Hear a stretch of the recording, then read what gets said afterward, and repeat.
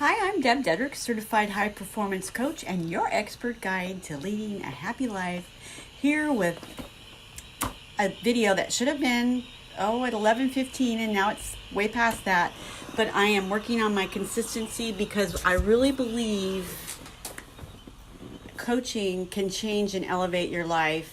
But one of the things in high performance coaching that becomes really obvious is the use of courage. So today's tip is how to use courage to help you elevate your life. And what does that mean? Well, if you think about situations in your life, and they can be your personal life and they can be your professional life, where you are stuck or you're having a relationship or you're afraid of that difficult conversation, so what you do is you avoid it. And the problem is when you avoid these difficult conversations because of fear, you stay stuck in your situation. And for me, that went on for years. And when I got high performance coaching for me and I applied the courage muscle, which was something I had to develop, I was able to step into those difficult situations and not only step through them, but resolve them. So when you're looking at coaching and high performance and the lack or use of courage, courage is by far the number one thing that you could begin to work on and develop to help you elevate your life. And why don't we use courage? Why don't we address situations and difficult conversations more often? Well, we are absolutely not trained on how to have a difficult conversation. We're absolutely not trained on how to have an effective conversation. Most conversations that you would have with maybe your loved one or somebody at work absolutely get triggered. That somebody gets triggered and they explode into emotional exchanges, and that serves nobody. It doesn't solve the problem.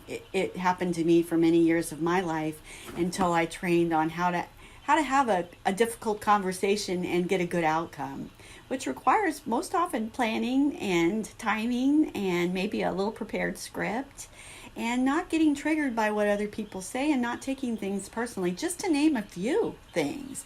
So why don't we, and how can you develop more courage? So what is becoming aware of what you are fearing? Number one, diagnose what it is you're fearing and what the outcome of you not facing your fear is going to be, and what it's going to cost you. And then maybe thinking through it again. Okay, if indeed I do address this fear and it works out good for me, what's the good benefit? You know, when you're approaching the situation, don't always look at it from one angle.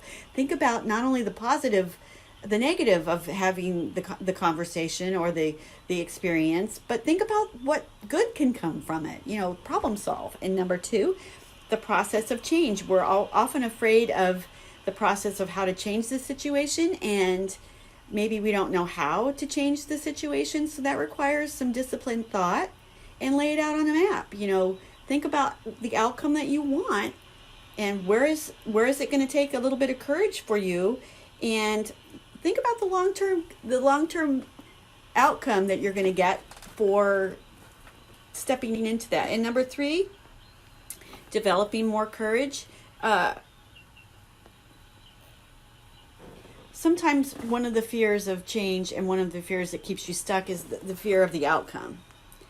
And, you know, life is a process. Things are always going to be changing. You're not going to be able to not have change. So if you're stuck in a situation and you're not aware, it's not where you want, and you're afraid of what the change is going to be, well, life's going to change anyway. And you might as well pick out how you want it to be, and you might as well step into it. These are a few reasons why we don't address situations. But if you want to develop more courage, my number one tip for you is to start applying it in situations where you don't want to. If you have a conversation with somebody at work and you don't want to have it anyway. Don't be afraid of, oh gosh, I'm listening to the Eagles. Don't be afraid to have it. Life is so short.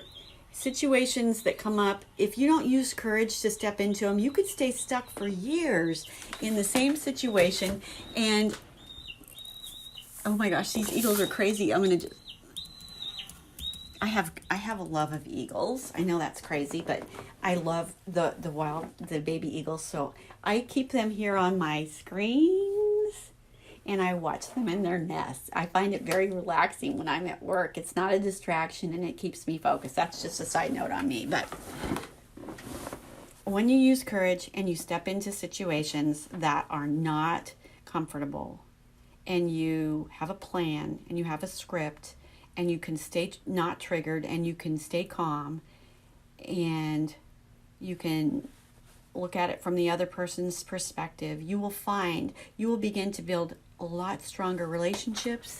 You won't stay stuck in situations that make you unhappy, and you'll go and you'll take your life and your business to the next level. But remember, change is a process. It doesn't happen overnight. If you want to develop the courage muscle, you have to start using it, and just start with one little thing. Start small. Don't jump off the cliff. Just take one little baby step. It's my mission as your certified high performance coach to give you the tools, tips, and strategies that you can use in your life to create a happier life personally or professionally. And until my next tip, go out in the world and be a positive role model for good. See me over on my YouTube channel. Share this with your friend if it does any good for you. And thanks so much for showing up and supporting me. And I'll see you on my next tip. Thanks, and I'll have a great day. Bye.